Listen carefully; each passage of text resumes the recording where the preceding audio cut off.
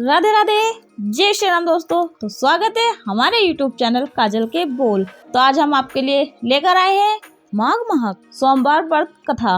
अमरपुर नगर में एक धनी व्यापारी रहता था। दूर दूर तक उसका व्यापार फैला हुआ था। नगर में उस व्यापारी का सभी लोग मान सम्मान करते थे। इतना सब कुछ होने पर भी वह व्यापारी अंत मन से बहुत दुखी था, क्योंकि उस व्यापारी का कोई पुत्र नहीं था।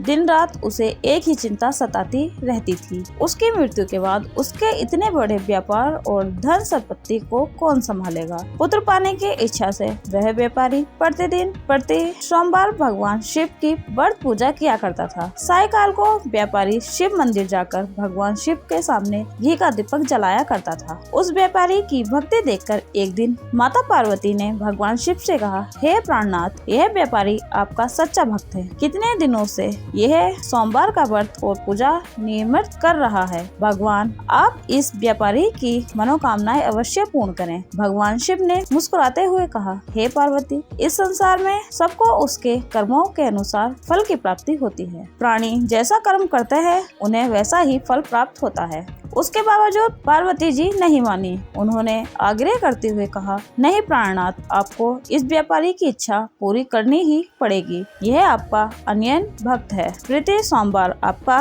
विधिवत व्रत रखता है और पूजा अर्चना के बाद आपको भोग लगाकर एक समय भोजन ग्रहण करता है। आपको इसे पुत्र प्राप्ति का वरदान देना ही होगा। पार्वती का इतना आग्रह देखकर भगवान शिव ने कहा, तुम्हारे आग्रह पर मैं इस व्यापारी को पुत्र प्राप्ति का वरदान देता हूँ, लेकिन इसका पुत्र 16 वर्ष से अधिक जीवित नहीं रहेगा। उसी रात भगवान शिव ने सपने में उस व्यापारी को दर्शन देकर उसे पुत्र प्राप्ति का वरदान दिया और उसके पुत्र के 16 वर्ष तक जीवित रहने की बात भी बताई। भगवान के वरदान से व्यापारी को खुशी तो हुई, लेकिन पुत्र की अल्पायु की चिंता ने उस खुशी को नष्ट कर दिया। व्यापारी पहले की तरह सोमवार का विधिवत व्रत करता रहा। कुछ महीने पश्चात उसके घर अति सुंदर पुत्र उत्पन्न हुआ। पुत्र जन्म से व्यापारी के घर में खुशियां भर गई। बहुत धूमधाम से पुत्र जन्म का समारोह मनाया गया। व्यापारी को पुत्र जन्म की अधिक खुशी नहीं हुई, क्योंकि उसे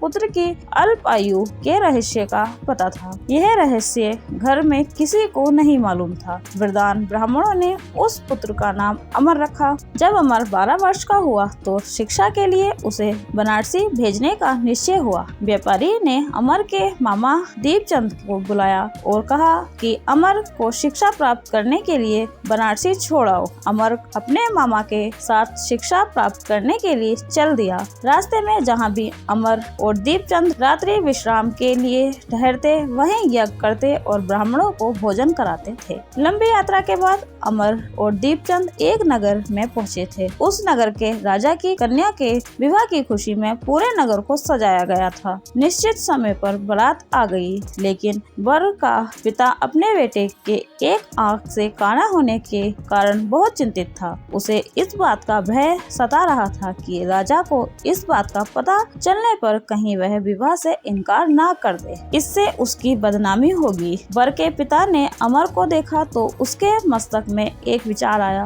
उसने सोचा, क्यों ना इस लड़के को दूल्हा बनाकर राजकुमारी से विवाह करा दूं। विवाह के बाद इसको धन देकर विदा कर दूंगा और राजकुमारी को अपने नगर ले जाऊंगा। वर के पिता ने इसी संबंध में अमर और दीपचंद से बात की। दीपचंद ने धन मिलने के लालच में वर के पिता की बात स्वीकार कर ली। अमर को दूल्हे के वस्त्र पहनाकर राजकुमारी चंद्रिका से विवाह करा दिया गया। राजा ने बहुत सा धन देकर राजकुमारी को विदा किया। अमर जब लौट रहा था तो सच नहीं छुपा सका और उसने राजकुमारी की ओढ़नी पर लिख दिया, राजकुमारी चंद्रिका, तुम्हारा विवाह तो मेरे साथ हुआ था। मैं तो बनारसी में शिक्षा प्राप्त करने जा रहा हूँ। अब तुम्हें जिस नवयुवक की पत्नी बनना पड़ेगा वह काना है। जब राजकुमारी ने अपनी ओढ़नी पर लिखा हुआ पढ़ा तो उसने काने लड़के के साथ जाने से इनकार कर दिया। राजा ने सब बातें जानकर राजकुमारी को महल में रख लिया। उधर अमर अपने मामा दीपचंद के साथ बनारसी पहुंच गया।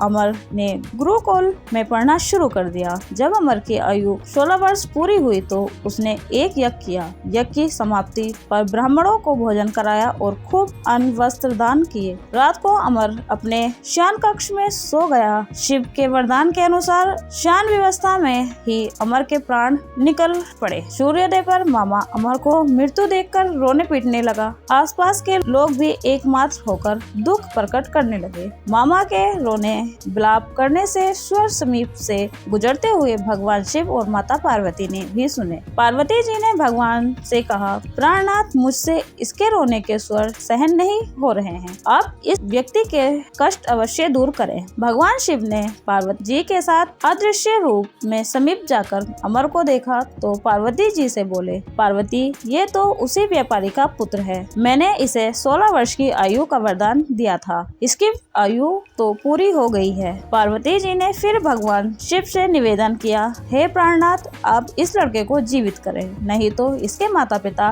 पुत्र की मृत्यु के कारण रो रो कर अपने प्राण को त्याग कर देंगे। इस लड़के का पिता तो आपका परम भक्त है, वर्षों से सोमवार का व्रत करते हुए आपको भोग लगा रहा है। पार्वती के आग्रह करने पर भगवान शिव ने उस लड़के को जीवित होने का वरदान दिया और कुछ ही पल में वह जीवित होकर उठ बैठा। शिक्षा समाप्त करके अमर मामा के साथ अपने नगर की ओर चल दिया। दोनों चलते हुए उसी नगर में पहुँचे जहाँ अमर का विवाह हुआ था। उस नगर में भी अमर ने यज्ञ का आयोजन किया। समीप से गुजरते राजा ने अमर को तुरंत पहचान लिया। यज्ञ समाप्त होने पर राजा अमर और उसके मामा को महल में ले गया और कुछ दिन उन्हें महल में रखकर बहुत सा धन वस्त्र देकर राजकुमारी के साथ विदा किया। रास्ते में सुरक्षा के लिए राजा ने बहुत से सैनिकों को भी साथ भेजा। दीपचंद्र ने नगर में पहुंचते ही एक दूत को घर भेजकर अपने आगमन की सूचना भेजी। अपने बेटे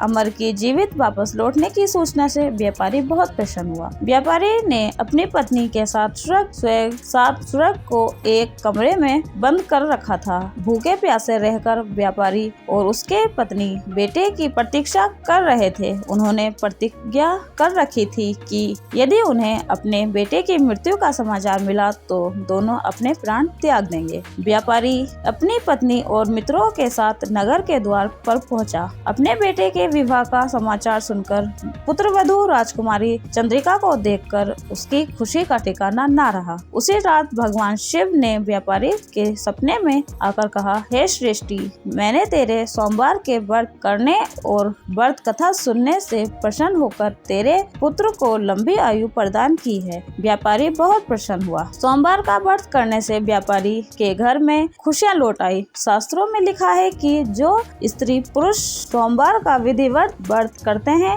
और व्रत कथा सुनते हैं, उनकी सभी इच्छाएं पूरी होती हैं। ओम नमः शिवाय।